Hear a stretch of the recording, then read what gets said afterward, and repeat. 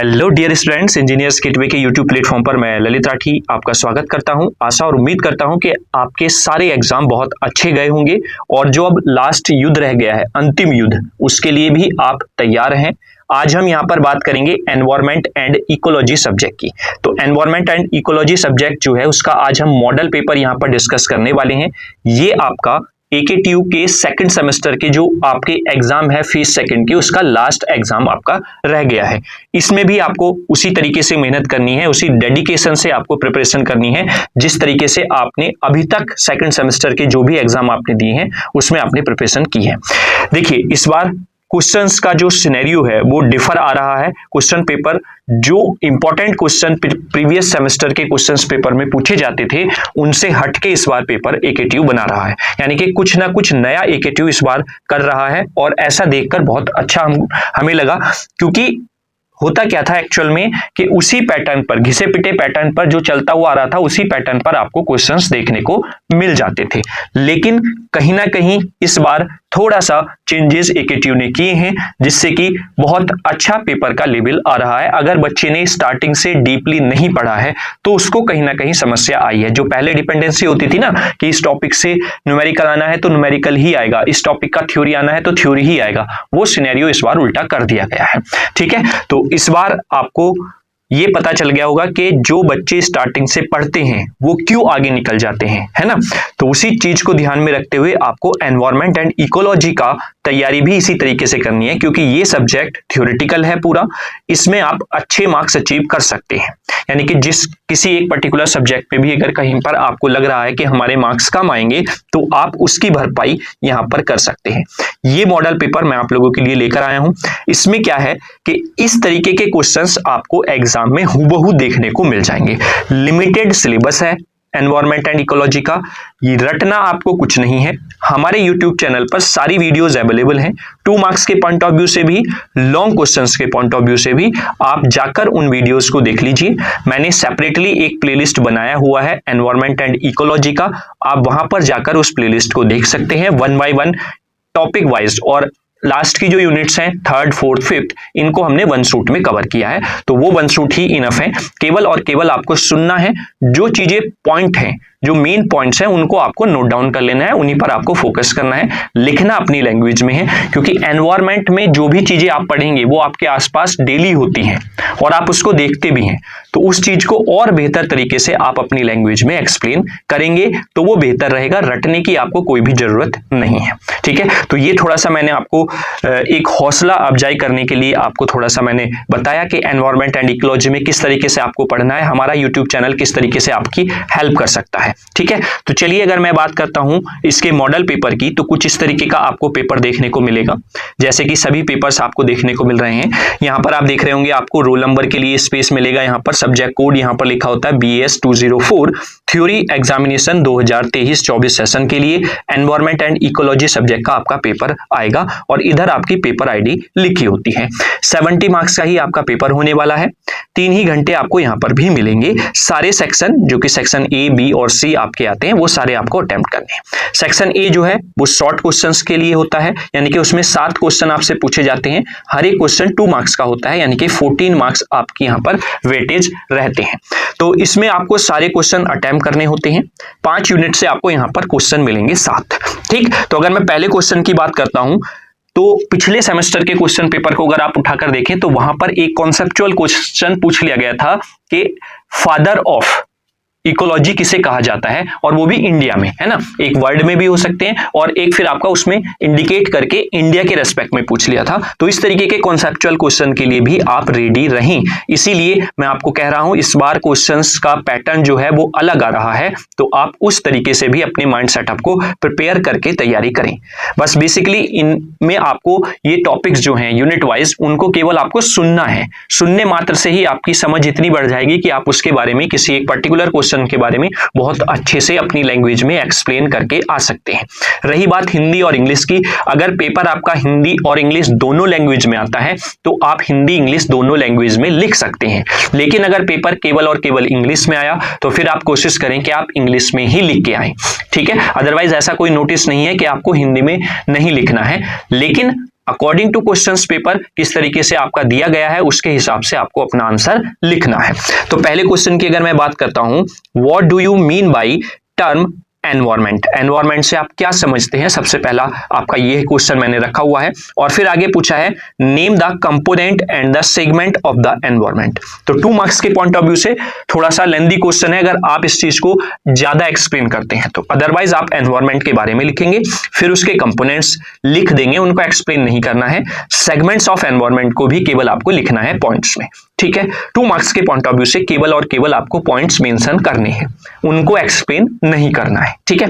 Next अगर हम देखें, with the help of flow chart describe the EIA process, यानी कि फ्लो चार्ट आपको बनाना है, केवल उसके बॉक्सेस को आपको एक्सप्लेन नहीं करना है, केवल फ्लो चार्ट आप बनाकर दिखाएंगे EIA प्रोसेस का, ठीक है। बस वही आपके 2 मार्क्स के पॉइंट ऑफ व्यू से इनफ रहेगा, ठीक। तो ये दोनों क्वेश्चन इंपॉर्टेंट हैं, आप इनको अच्छे से तैयार कर लें।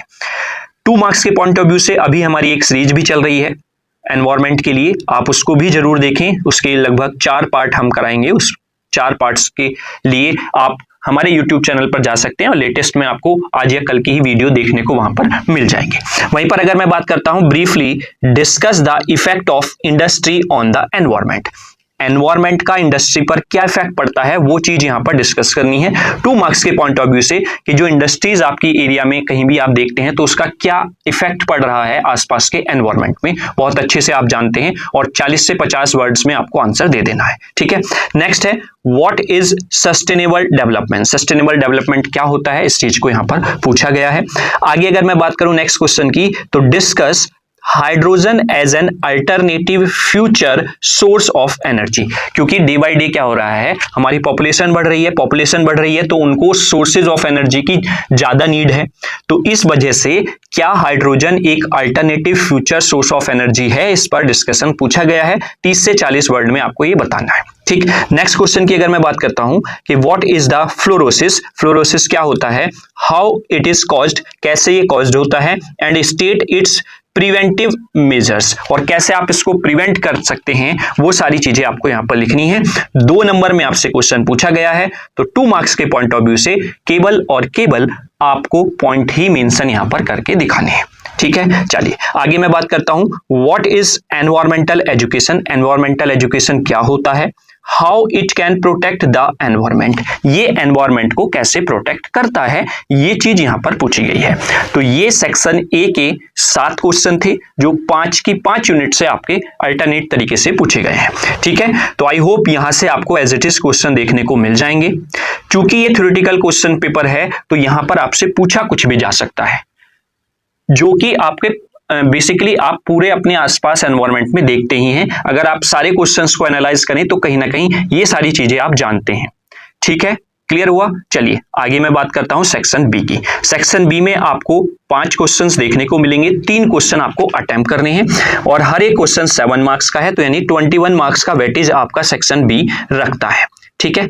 5 क्वेश्चन, हर एक यूनिट से एक एक लॉन्ग क्वेश्चन आपको यहां पर देखने को मिलेगा, लेकिन कोई भी 3 आपको अटेम्प्ट यहां पर करने होते हैं। तो अगर मैं पहले क्वेश्चन की बात करता हूं, define the term ecological pyramid, ecological pyramid क्या होता है ये यहां पर पूछा गया है। फिर गिविंग सुटेबल एग्जाम्पल, उसके एग्जाम्पल आपको देने हैं। Explain the term upright and inverted ecological pyramids, ये चीज यहां पर आपसे पूछी गई है, ठीक है।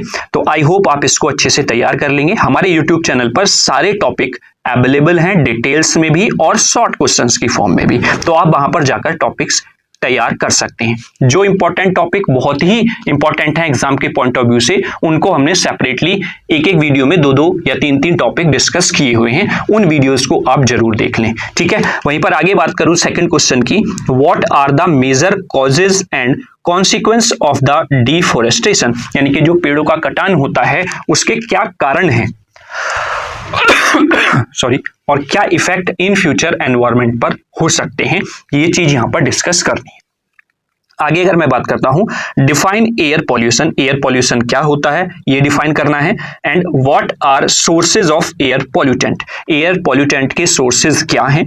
What are its effect on human health, humans health पर क्या क्या इसके इफेक्ट होते हैं। एंड आगे state and discuss the various approaches to water pollution control, और कैसे आप वाटर पॉल्यूशन को कंट्रोल कर सकते हैं, क्या क्या अप्रोचेस हैं उन पर यहां पर डिस्कशन कराया गया है। तो कहने का मतलब है एयर पॉल्यूशन और वाटर पॉल्यूशन से रिलेटेड आपका क्वेश्चन यहां पर है। पॉल्यूशन से तीन तरीके के पॉल्यूशन आप यहां पर पढ़ते हैं, air pollution, water pollution and आपका नॉइज पॉल्यूशन। इस तरीके के ये पॉल्यूशन है। वैसे तो आपका बहुत सारे टाइप के पॉल्यूशंस आप यहाँ पर पढ़ते हैं, होते भी हैं, तो लेकिन आपके सिलेबस में बेसिकली जो वैसे फोकस किया गया है वो एयर और वाटर पॉल्यूशन पर ही किया गया है। ठीक है, आगे नेक्स्ट क्वेश्चन की अगर मैं बात करता हूं कि what is acid rain, acid rain क्या होती है। Name the gases responsible for the acid rain, acid rain किन किन गैसों की वजह से होती है वो यहां पर पूछा गया है। आगे discuss the cause, effect and the remedies of acid rain on environment and ecology, क्या क्या कॉज हैं, क्या इफेक्ट हो सकते हैं, क्या रेमेडीज हैं एसिड रेन के लिए एनवायरनमेंट एंड इकोलॉजी में। तो ये आपसे क्वेश्चन नंबर 4 यहां पर सेक्शन बी में पूछा गया है। ठीक है, वहीं पर मैं बता दूं लास्ट सेमेस्टर में एसिड रेन से रिलेटेड क्वेश्चन पूछा गया था, डिफ्रेंशिएट करा लिया था क्लीन रेन और एसिड रेन में, कि क्लीन रेन कौन सी होती है, एसिड रेन कौन सी होती है, उनके बीच डिफरेंस पूछ लिया गया था। तो क्वेश्चन में लैंग्वेज आपकी घुमा सकता है वो, अदरवाइज क्वेश्चन का जो पैटर्न है वो कुछ इस तरीके से ही रहेगा, और मुझे उम्मीद भी है कि यहां से एज इट इज भी आपको लॉन्ग क्वेश्चन देखने को मिल जाएंगे। ठीक है, चलिए नेक्स्ट अगर मैं बात करूं सेक्शन बी के लास्ट क्वेश्चन की, discuss the strategy and policy adopted by the government of India for development of women education, women education को डेवलप करने के लिए क्या स्ट्रेटेजी है, क्या पॉलिसी है, वो यहाँ पर पूछी गई है गवर्नमेंट ऑफ इंडिया की। बेसिकली करंट में अगर आपने कोई चीज पढ़ी है, कोई पॉलिसी आपको याद है करंट में, जैसे बेटी बचाओ बेटी पढ़ाओ, तो उसको भी आप यहाँ पर डिस्कस कर सकते हैं। ठीक है, क्योंकि वो वुमेन एजुकेशन से ही रिलेटेड है। आगे briefly describe the various schemes launched for the women education, जैसा कि मैंने बताया अगर आपको जो भी वुमेन एजुकेशन से संबंधित स्कीम है जो गवर्नमेंट ऑफ इंडिया ने लॉन्च की हैं, अगर उसके बारे में जानकारी है तो वो भी आप यहां पर अपनी लैंग्वेज में डिस्कस कर सकते हैं, नंबर आपको पूरे मिलेंगे। ठीक है, तो ये आपके 5 क्वेश्चन थे सेक्शन बी में। आई होप आप सारे क्वेश्चन अच्छे से तैयार करके जाएंगे। कहीं पर भी कोई भी प्रॉब्लम होती है तो आप हमसे हमारे हेल्पलाइन नंबर 8273708952 पर कॉल कर सकते हैं, व्हाट्सएप मैसेज करके जानकारी प्राप्त कर सकते हैं, कहीं पे भी कोई समस्या अगर आपको आती है तो। ठीक है, अब हम बात करते हैं सेक्शन सी की। सेक्शन सी में 5 की 5 यूनिट से 5 क्वेश्चन देखने को मिलेंगे। हर एक क्वेश्चन में एक चॉइस आपके पास रहेगी। जैसे कि हम सेक्शन सी के पहले ही क्वेश्चन नंबर 3 की बात करें तो attempt any one part of the following, यानी कि आपको 2 क्वेश्चन यहां पर दिए हुए हैं, एक पार्ट आपको करना है। लॉन्ग क्वेश्चन है, 7 मार्क्स का आपका ये क्वेश्चन है।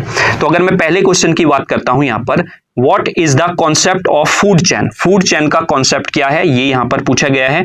एंड फूड वेब क्या होती है ये आपसे पूछा गया है। आगे explain different types of food chain and food web starting suitable example and the illustration. Food chain क्या है, फूड वेब क्या है, ये कॉन्सेप्ट आपसे पूछा गया है।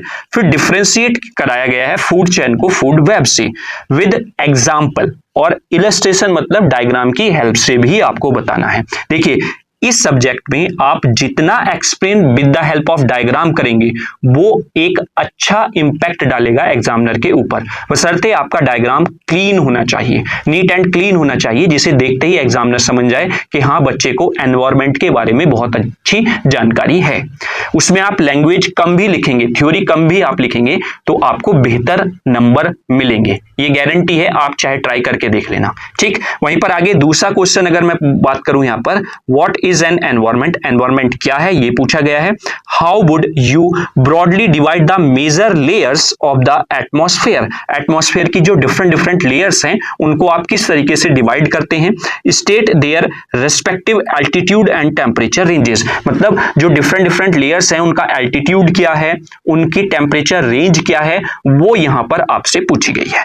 ठीक है, तो आई होप ये दोनों क्वेश्चन आप बहुत अच्छे से तैयार कर लेंगे। ठीक है, चलिए आगे मैं बात करता हूं नेक्स्ट क्वेश्चन की। तो 4th क्वेश्चन में भी आपके पास 2 पार्ट हैं, एक पार्ट की आपकी चॉइस है। तो attempt any one part of the following, जो कि 7 नंबर का है, लॉन्ग क्वेश्चन आपका है। ठीक है, क्वेश्चन क्या कह रहा है? पहला, discuss the use and effect of over utilization of sources and ground water sources.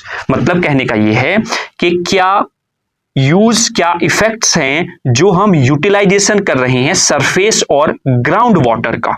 Over utilisation जो हो रहा है, जैसे आपने देखा होगा ना गांव में वो लगे हुए हैं टिल्लू पंप, है ना, उनसे क्या होता है, लाइट आ रही है, उसको ऑन कर दिया, ऑन करके छोड़ दिया, नाली में पानी बहता हुआ देखते होंगे आप, है ना, या फिर शहर में देखते होंगे, जिनके शहरों में लगा हुआ है वो पाइप लगाते हैं और अपनी गाड़ी धुलने लग जाते हैं और उसमें पानी वेस्ट होता रहता है, साइड में पाइप चल रहा है और वो फिर उस पर कपड़ा मार रहे हैं, यानी कि साबुन से रगड़ रहे हैं उसको, फिर उस पर पानी से साफ करते हैं। तो वहां पर पानी का जो वेस्ट हो रहा है, ओवर यूटिलाइजेशन जो हम कर रहे हैं, उसका क्या इफेक्ट पड़ेगा, इसके बारे में यहां पर डिस्कस आपसे किया गया है। वहीं पर आगे, describe the various kind of energy resources, different types के जो एनर्जी रिसोर्सेज हैं उसके बारे में यहां पर आपसे पूछा गया है। और फिर डिफरेंशिएट कराया है between the conventional and non conventional energy resources के बारे में, यानी कि जो रिन्यूअल और नॉन रिन्यूअल एनर्जी रिसोर्सेज हैं उनके बारे में आपसे यहां पर डिफरेंशिएट करने के लिए बोला गया है। आई होप दोनों क्वेश्चन आप अच्छे से तैयार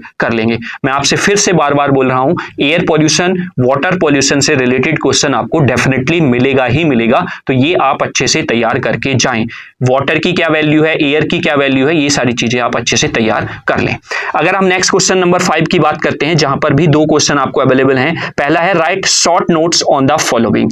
पहले, लंदन स्मॉग और भोपाल गैस ट्रेजेडी, बहुत बहुत इंपॉर्टेंट है दोनों टॉपिक 7 मार्क्स के पॉइंट ऑफ व्यू से। अगर 7 मार्क्स के पॉइंट ऑफ व्यू में दोनों पूछे गए हैं तो उसी हिसाब से आप शॉर्ट तरीके से लिखेंगे, और अगर एक कोई भी पूछा गया है तो आप डिटेल में उसके बारे में बताएंगे।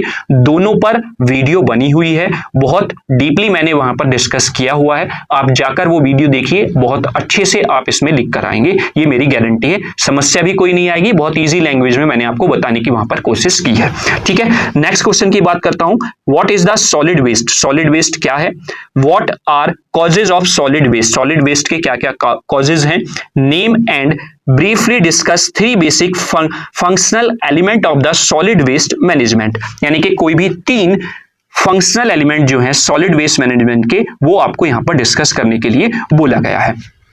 तो ये आपका क्वेश्चन नंबर 5 का सेकंड पार्ट हो जाता है। आई होप दोनों क्वेश्चन बहुत अच्छे से आप तैयार करके जाएंगे और एग्जाम में आपको ये क्वेश्चन जरूर देखने को मिलेंगे ही मिलेंगे। ठीक है, देखिए सॉलिड वेस्ट के लिए भी मैं बता देता हूं आपको, सुबह ही अगर आप सिटी में रहते हैं, नगर पालिका के अंदर रहते हैं, तो सुबह ही आपके कानों में आवाज आती होगी कि अपना कूड़ा कूड़ेदान में ही डालें, जिससे कि अपना देश और अपना शहर और हम भी स्वस्थ रहें, है ना। तो इसी तरीके से वहां पर भी आप जब कूड़ा डालते होंगे तो वहां पर अलग अलग तरीके के बॉक्सेस आपको दिखने को मिल जाएंगे कि यहाँ पर आप गीला कूड़ा डालेंगे, यहाँ पर सूखा कूड़ा डालेंगे, यहाँ पर आप मेडिकल वाला कूड़ा डालेंगे, है ना। तो वो चीजें आप देखिए, सारी चीजें आपके आसपास हैं।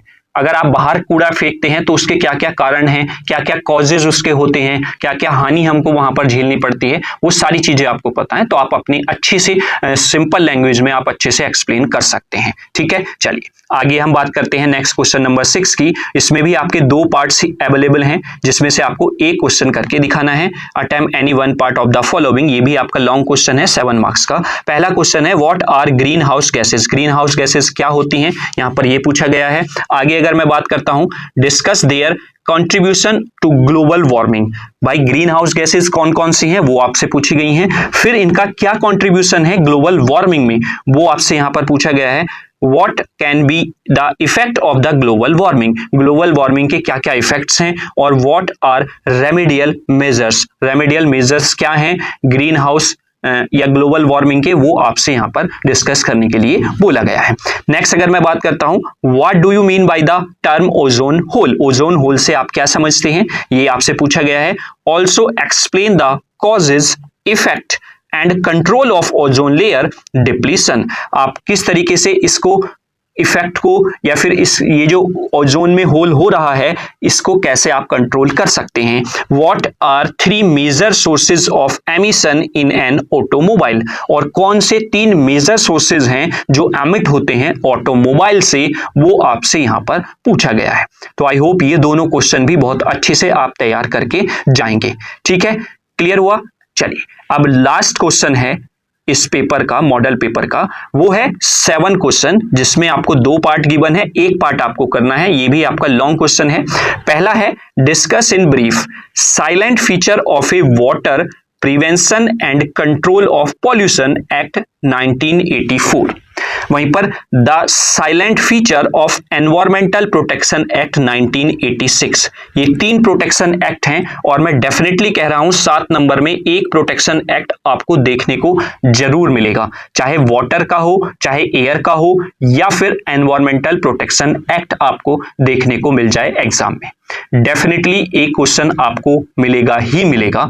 तो किस तरीके से आपको एक्सप्लेन करना है, प्रिवेंशन क्या होती है, कंट्रोल ऑफ पॉल्यूशन किस तरीके से आप कर सकते हैं, ये सारी चीजें आपको याद होनी चाहिए। ठीक है, तो पहला क्वेश्चन हो गया ये आपका 7th क्वेश्चन का। और अगर हम सेकंड पार्ट की बात करते हैं तो what do you mean by the term NGO. NGO से आप क्या समझते हैं, नॉन गवर्नमेंट ऑर्गेनाइजेशन से आप क्या समझते हैं। Discuss the initiative taken by the NGO in environmental protection. Environmental protection में किस तरीके से इनिशिएटिव मिलता है एनजीओ को, वो आपको यहां पर डिस्कस करके बताना है। तो आई होप ये सारे क्वेश्चन आप अच्छे से तैयार करेंगे। इनमें कहीं पर भी कोई भी समस्या आपको होती है तो आप बेहिचक हमें हमारे हेल्पलाइन नंबर पर कांटेक्ट कर सकते हैं, आपको इसका सॉल्यूशन जरूर प्रोवाइड कराया जाएगा। साथ ही साथ सारे टॉपिक बहुत अच्छे से डिटेल में हमने डिस्कस किए हुए हैं। हमारे यूट्यूब चैनल पर आप जाइए, प्लेलिस्ट में पहुंचेंगे, वहां पर आपको एनवायरमेंट एंड इकोलॉजी का एक प्लेलिस्ट मिल जाएगा जिसमें 17 से 18 वीडियोज आपको मिलेंगी। यूनिट वाइज भी 1 शूट वीडियोज अवेलेबल हैं। साथ ही साथ जो इंपॉर्टेंट टॉपिक्स हैं उनकी सेपरेटली वीडियो बनी हुई हैं, तो आप वहां पर जाकर सारे टॉपिक्स को अच्छे से तैयार कर सकते हैं। ठीक है, तो thank you for watching this video. Video आपको कैसा लगा उसके लिए आप कमेंट बॉक्स में अपने वैल्यूएबल कमेंट्स जरूर लिखें। ज्यादा से ज्यादा वीडियो को शेयर कर दें जिससे कि सभी बच्चों तक ये important question environment and ecology के जो लास्ट युद्ध सबका बचा है बच्चों, वो उनका अच्छे से तैयार हो जाए। और अगर चैनल को सब्सक्राइब नहीं किया है तो चैनल को आप जरूर सब्सक्राइब कर लें ताकि आपको इन फ्यूचर जो भी जानकारी हम देना चाहते हैं वो समय समय पर मिलती रहे। और अगर वीडियो को आपने एंजॉय किया है, अच्छा लगा है, तो वीडियो को आप लाइक जरूर कर दें जिससे कि हमारा एक मनोबल बढ़ जाता है कि हम और बेहतर आपके लिए प्रोवाइड करा सकें इंफॉर्मेशन। ठीक है, तो thank you for watching this video. आपका लास्ट पेपर भी बहुत अच्छा होगा, बस आप ईमानदारी से एक दिन और तैयारी कर लें ताकि आपका जो एंडिंग है वो हैप्पी एंडिंग हो जाए। और अगर किसी भी सब्जेक्ट में आपको लगता है कि वहां पर हमारे मार्क्स कम आएंगे तो आप उसकी भरपाई इस इजी एनवायरमेंट एंड इकोलॉजी जो सब्जेक्ट है उसमें आप कर सकें। ठीक है, तो thank you for watching this video. जय हिंद, जय भारत।